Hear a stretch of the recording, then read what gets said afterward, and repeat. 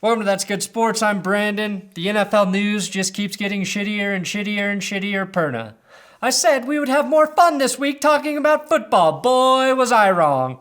Robert Kraft gets busted for soliciting sex slaves. Randy Gregory fails another drug test. Adam Jones gets arrested again. And now, a man I greatly respect, Demaryius Thomas, has been arrested and is being held without bail for vehicular assault due to a rollover car accident a few weeks ago in which Thomas was the driver.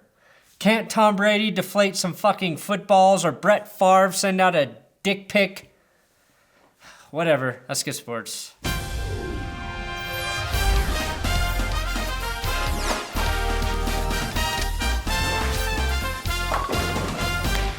Now, there were 3 people in the car that Demaryius Thomas was driving, and one of the passengers suffered serious but not life-threatening injuries in the accident. I think it goes without saying, but I hope that person is making a full recovery. DT escaped with minor injuries and apparently a giant knot on his head, according to TMZ. Now, based on the driving records of Demaryius Thomas, Emmanuel Sanders, and Von Miller, I think Denver is actually the best fit for Antonio Brown. Didn't see that coming, did ya? Von Miller has had at least 5 speeding tickets or traffic incidents during his time with the Broncos. Emmanuel Sanders last year famously got in a car wreck for driving in the median because he was late for work. I was driving in the middle lane. Negative, just one. And all of a sudden... So you're driving in between the double yellows? Yeah. You got sideswiped by her. So why were you driving in between the I double play for yellows? the Broncos. Sanders was never afraid to go across the middle on the football field either, so if nothing else, he's consistent. Antonio Brown got clocked going over 100 miles per hour in a 45 mile per hour zone. Ezekiel Elliott, 100 mile an hour speeding ticket. Adrian Peterson, 109. 54 miles over the speed limit. Plaxico Burress, 125 miles per hour, which is still not fast enough to outrun a bullet, Plaxico. Even goddamn Greg Little was clocked at 127 and somehow survived after crashing into a light pole. Thank God it wasn't a heavy pole. And in the weirdest traffic incident to date, Josh Rosen is also being charged with vehicular assault after punching his car when he found out his Instagram had been hacked and all of his Cardinal photos were deleted.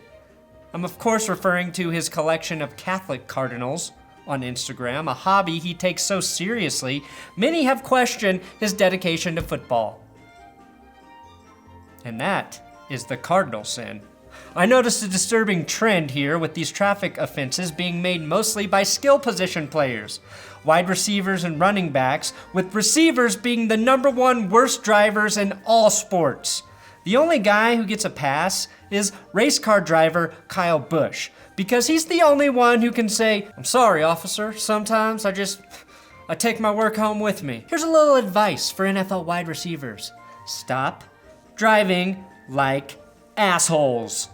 I get that having a sports car might entice you to test its limits, but do it on a highway or in Wyoming. Not in areas where the speed limit is 45 or 30, where Demaryius rolled the car a few weeks ago. DT can't even use the excuse of driving a sports car. It looks like he was driving a Ford Edge or some shit. Maybe that's the real reason he was arrested. Sorry, sir, but under the new tax plan, you make too much money to drive a car that soccer moms have deemed not lit. Now here are 3 tweets to consider when thinking about the Demaryius Thomas arrest today. Ian Rappaport. Free agent wide receiver Demaryius Thomas was arrested for vehicular assault related to a crash a few weeks ago. One of his passengers apparently suffered serious bodily injuries. Police say Thomas was driving 70 in a 30 mile per hour zone, by far the fastest he's gone since he signed that extension in 2015. Part of that tweet, I think, got cut off. That was immediately followed by Benjamin Albright's tweet. With regard to the Demaryius Thomas situation, I would caution people to let all of the facts come out. The third tweet is by me, and it's a reminder about how lucky DT was not to suffer serious injuries like the ones mentioned on the NFL Network. Had a tough year last year physically. The bulging disc in his back. The bulging disc in his back. You're probably going to need surgery again. Okay. Eventually. Eventually. It'll be gets that fixed. That said, there's nothing not funny about a bulging dick. Again, Thomas is being held without bail, and if convicted, could face up to 3 years in prison and a $100,000 fine. Nothing has been said or noted about DT being under the influence while driving. That's a positive.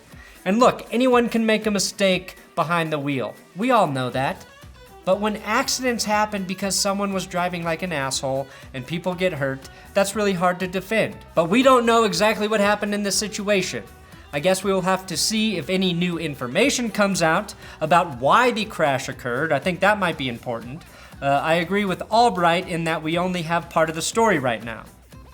Until then, I don't think it's fair to keep Demaryius Thomas in jail without bail for a non-DUI traffic accident. Suspend his license until trial or force him to drive a smart car, as there's no chance of him hurting anyone since nobody wants to ever be seen in a fucking smart car. But there's no reason a guy like DT should be forced to wait this out in jail. Who are you protecting by holding him? And don't you dare say cornerbacks, that ship has sailed. Again, he may have made a massive mistake driving. We're waiting for more information, but everything we know about Thomas is that he's a stand-up dude who has the respect of everyone he's ever played with and everyone in the media. And God chose him to carry out Tim Tebow's mission of beating the Steelers in the playoffs. Because of DT's character, man.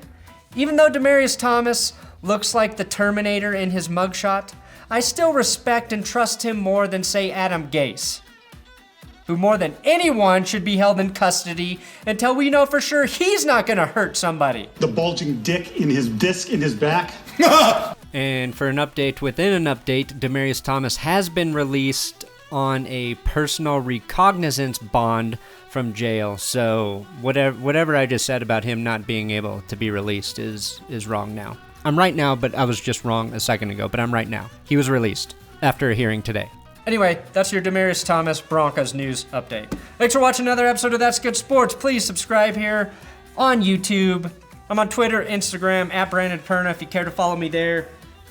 Follow at WillKey6, my writing partner. He helps me write football and football-related videos, which are all of them. All of the videos here. It's like, get a new hobby.